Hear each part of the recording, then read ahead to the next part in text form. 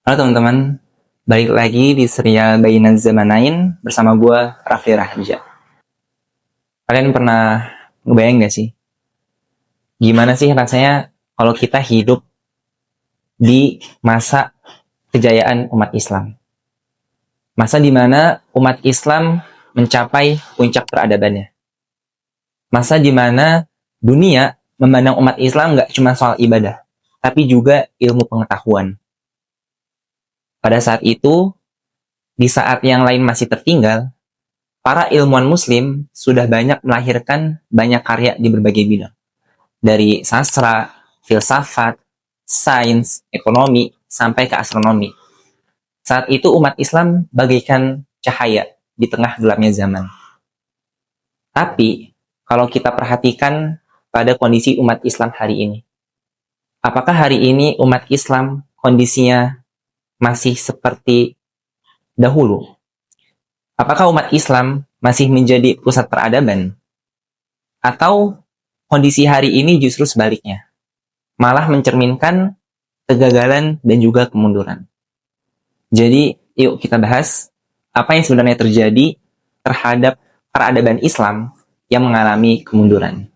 Jadi teman-teman, peradaban Islam dulu itu sangat terang benderang. Bukan cuma di satu tempat, tetapi hampir di seluruh penjuru dunia. Ilmu pengetahuan berkembang, nilai-nilai Islam pun menjadi ruh kehidupan. Tapi sinar itu mulai memudar. Bukan langsung padam, tapi karena satu persatu lilinnya dibiarkan untuk padam. Pada saat itu, umat Islam lupa bahwa peradaban bukanlah warisan yang bisa ditinggalkan begitu saja, melainkan amanah yang harus dijaga hari demi harinya. Awalnya, perlahan seperti tak terasa. Semangat belajar nurun, akhlak ditinggalkan, etika dan moral pun tidak diperhatikan.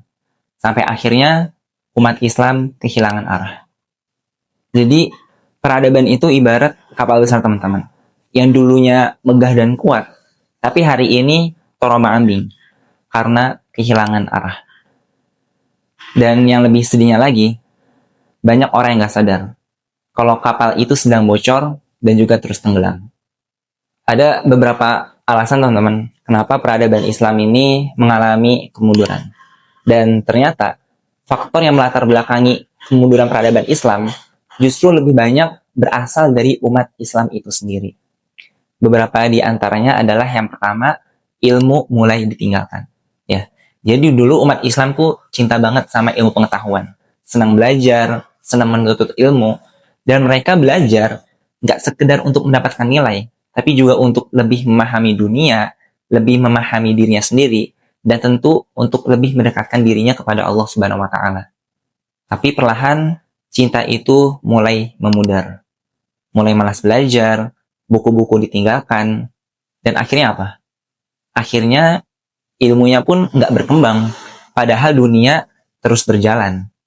Dan ya, yang kita saksikan pada hari ini, umat Islam semakin tertinggal.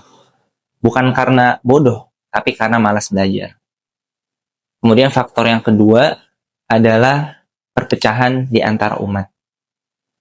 Saling menuduh, bahkan saling menjatuhkan. Padahal, musuh sebenarnya adalah bukan saudara kita sendiri, melainkan kemalasan, kebodohan, dan juga kezaliman. Kemudian faktor berikutnya adalah terlalu cinta dunia.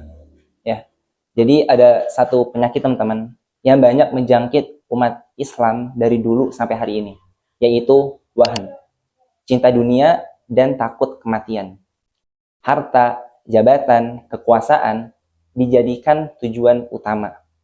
Padahal, untuk membangun suatu peradaban bukanlah dari tumpukan emas dan juga harta, melainkan dari hati yang bersih dan juga niat yang ikhlas. Ketika dunia dijadikan satu-satunya tujuan, ketika dunia dijadikan pusat segalanya, maka pada saat itu pun akhirat mulai ditinggalkan. Dan yang terakhir teman-teman, ini menjadi faktor eksternal mungkin ya, yaitu adanya invasi Mongol. Jadi pada tahun 1258, tentara Mongol menyerang kota Baghdad yang menjadi jantung ilmu pengetahuan dan juga pusat peradaban Islam pada saat itu.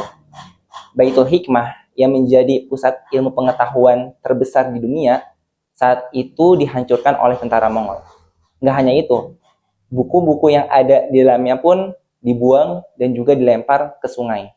Sampai-sampai sungai Tigris pada saat itu, warna airnya berubah menjadi hitam karena tinta, teman-teman. Tapi poinnya, kenapa pada akhirnya tentara Mongol bisa mengalahkan umat Islam dan juga menghancurkan kota Baghdad?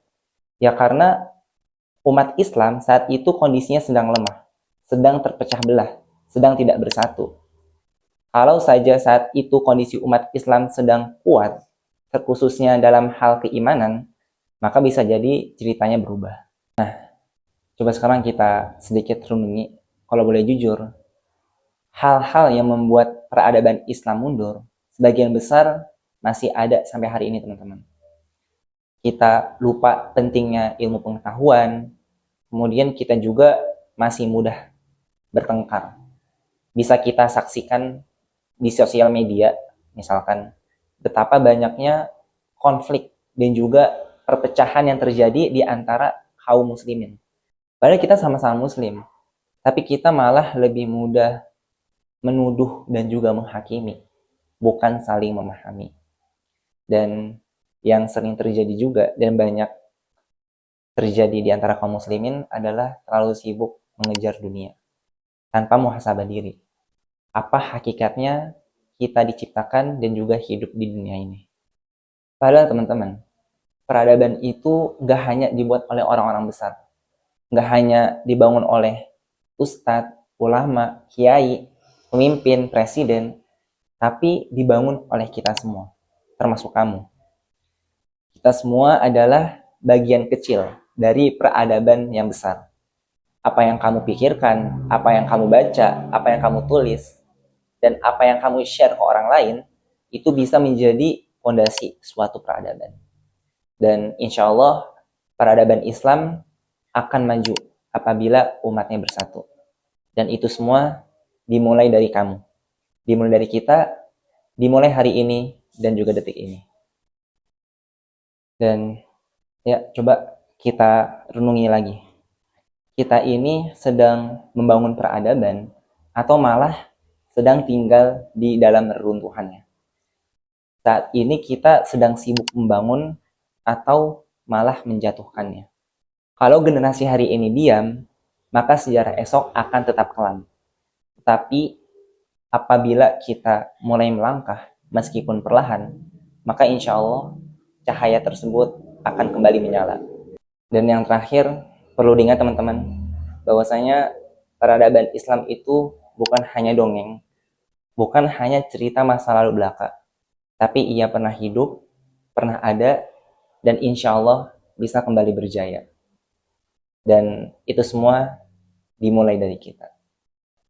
Ya, sekian teman-teman untuk serial Bainaz Zamanain episode kali ini, masa kemunduran peradaban Islam bersama gue Rafli Raharja.